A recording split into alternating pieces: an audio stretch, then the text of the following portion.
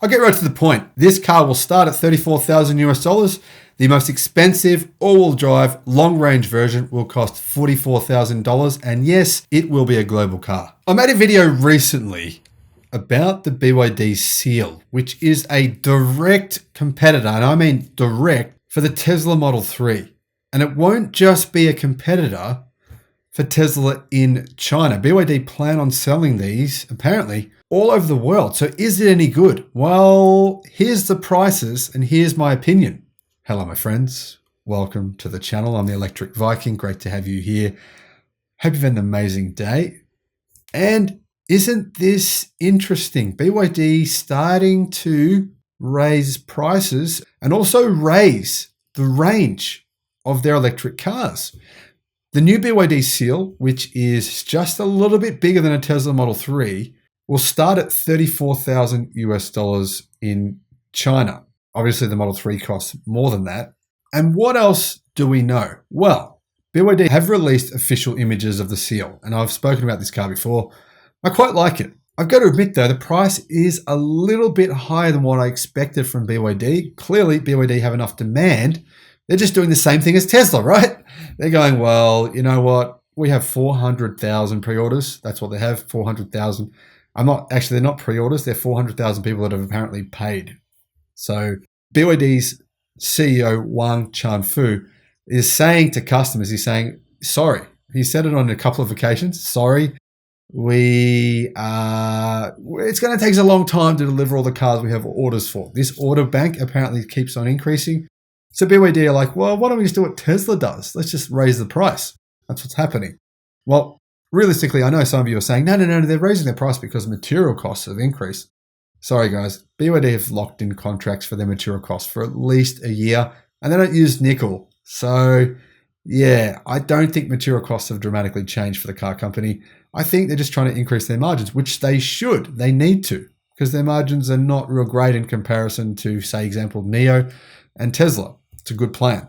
The cruising range, apparently, of the Seal is 700 kilometers, meaning it would probably come with about an 80 kilowatt hour lithium iron phosphate battery in the more expensive versions of this car. It also has an 800 volt high voltage platform, the 3.0 platform, which I've talked about in another video. I'll put a link in the description below to the 3.0 platform and why it is so much better than BYD's old platform, and why companies like Toyota have said, give us the platform, please build us a car and stick our Toyota badges on the end and we'll sell it as a Toyota and everyone will love it. And it'll really be a BYD, but be quiet. Shh, just keep it down on that one.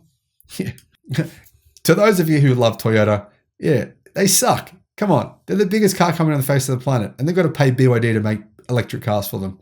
They're not as good as you think they are. They're overrated. Anyway, you all know I don't like Toyota for the key reason.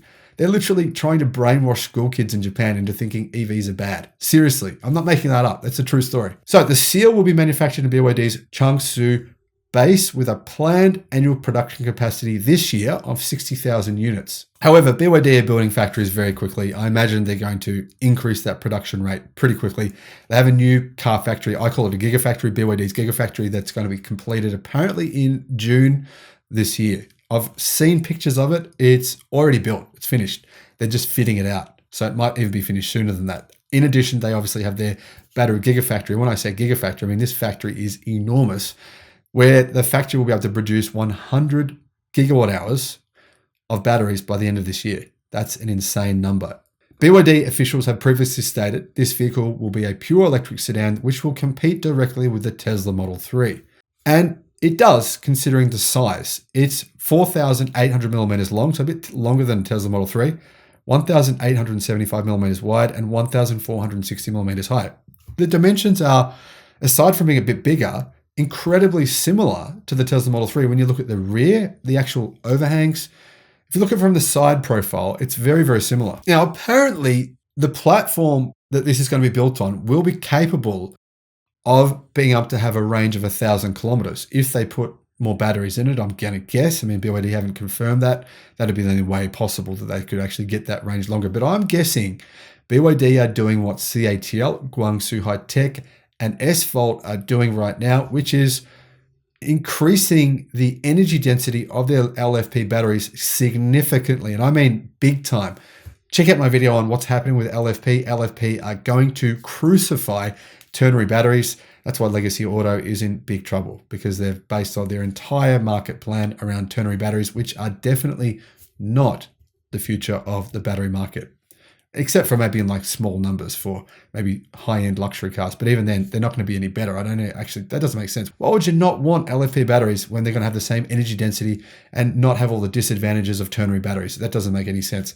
Anyway, get my point here. Now, apparently, in addition, this platform will enable cars that will be able to do 2.9 seconds from 0 to 60 miles an hour, 0 to 100 kilometers an hour, and also come with direct cooling and heating systems for batteries, which will increase their thermal efficiency by around 20%. What's the power? Power, it comes with a rear-wheel drive and a four-wheel drive version. The rear-wheel drive has 150 kilowatt, while the all-wheel drive version has 230 kilowatt. Apparently, the all-wheel drive version can do 0 to 62 miles an hour in 3.8 seconds. In other words, it's nearly as fast as a Tesla Model 3 Performance. Now, if you're not sure, BYD are currently expanding. I've ordered a BYD car here in Australia. They're moving to Europe right now. Yeah, they're planning on Canada and the US at some point in the future. So yeah, you might be able to see some BYD cars around in your country within the next year or 2 years potentially. BYD actually entered Europe through Norway in September 2021, where they sell the BYD Tang, which is their mid to large size SUV. BYD have actually confirmed that yes, they are selling the Seal here in Australia. So if you want a sedan, then you can wait for this car. Personally, I hate sedans. It's the reason I haven't bought a Tesla Model 3. But that's just because I can't fit my bikes in the back. Would I buy one of these? Absolutely not. I hate sedans. Would I buy a BYD? Of course, I've ordered one, right? But hey, if you want an electric car and you don't mind a sedan, this is a good option, no question. If you want an LFP battery pack, well, you should want an LFP pack. Definitely consider this car. Thanks for watching. Bye-bye.